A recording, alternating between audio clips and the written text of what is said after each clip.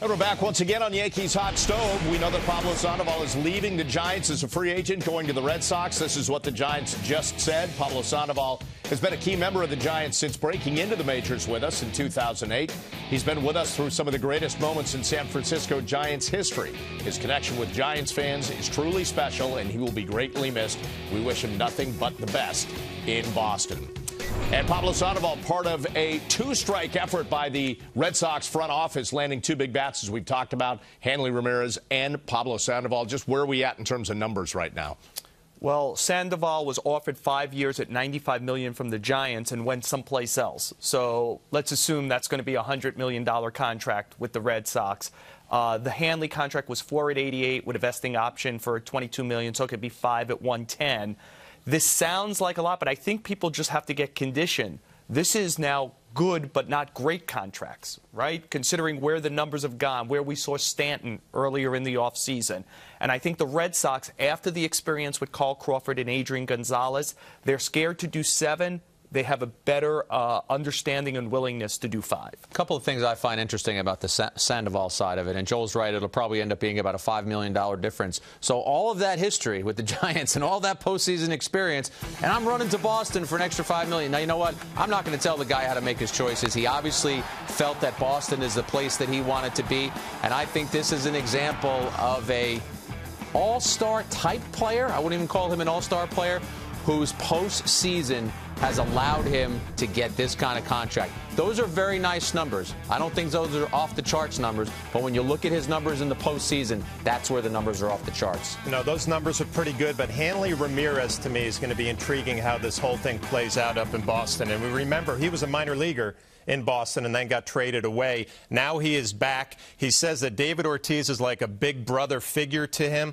And you got to be honest, Ramirez has had some problems off the field. His work ethic sometimes is questioned. I think David Ortiz is a huge piece to this puzzle. If he can keep this player focused, keep him working, keep him moving towards another World Series, there's never a question about his right-handed bat, his power, his batting average. The ball jumps off of his bat.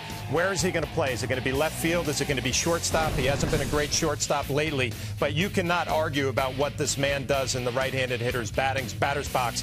I'm more concerned about his attitude and some of the past problems that he has had. And look, both of these are talented guys. We have to say that. Hanley Ramirez is a good enough hitter as a shortstop that his bat profiles for left field, and that will be fine. He's probably athletic enough, especially it's a small left field once you learn how to play the monster in Fenway Park. But there are questions about temperament. There are questions about injuries. He's played fewer than 100 games in 2 of the last 4 years, only 128 in his walk year last year when he wants to put up a big platform year. With Panda, the waistline, it's hard to ignore. He's 28. How does he age? And remember, the Giants know this. I was with them both in the NLCS and the World Series. And I'd say, boy, you got to keep him. And they'd say things like, you see him in October when he's fully focused and a great player. But we deal with 162 games, and we saw the numbers up there. Those are not his October numbers. And during the year, he doesn't give them quite. They liked giving the money to Hunter Pence, who they know brings it every day. I think this was tougher. They still offered him a big number, but they didn't go far enough to keep him, which to me says they had a line in the sand that they wouldn't go any further, and the line in the sand was about April to September. Now, there are going to be a lot of people, and you've written about this, you've tweeted about this, that on the other side, because of the arms race between the Yankees and Red Sox, Yankees fans will say, well, now the Yankees have to respond with a big move. What is your response to that? It's a natural reaction, and if you're a fan and you're passionate and you see the Red Sox, the team that as a Yankee fan you hate, of course you're going to say, when are we getting ours? You know, that's what you're going to hear. But if you talk to people in the Yankee organization, what they are going to say to you is, that doesn't enter into our orbit. We have to worry about our decisions and make our decisions based on what our best information is. The analogy I like to throw out there is if you owned a home and you decided I'm going to build a nice in-ground pool for my kids and I want them to enjoy it and that's within our budget, and you look next door and the guy next door, not only was he building the pool, he had a hot tub, a tennis court, and a basketball court. Are you suddenly going to blow everything up to try and keep? Maybe you are, Bob, the way you're looking at me. My point is that I think you have to make the decisions that are best for you. One last thing that I'll throw in there. I do think that Sandoval leaving the Giants means that Headley could be not a Yankee anymore. The Yankees might end up with Prado as their third baseman. Well, you were just talking about what the Yankees should do, and I immediately thought Chase Headley is one guy they've been very open that they want to bring back. This changes everything. Now, you want the player to come back, but Headley is going to be highly thought of.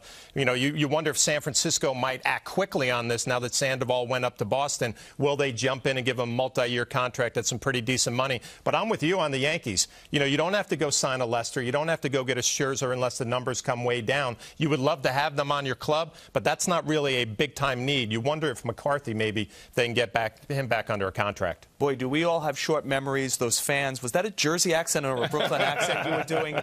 But they certainly scream at me also. It's like, when are they going to do something? Well, they spent $500 million last offseason. They're going to have a $230, $240 million payroll. At some point, you can't keep kind of circling. You can't say the same fans who say to me, hey, they got to get rid of Sabathia, they got to get rid of Tanaka, they got to get rid of Teixeira, they got to get rid of Alex. Now we have to get more guys, so in 3 years I could say we got to get rid of those guys also.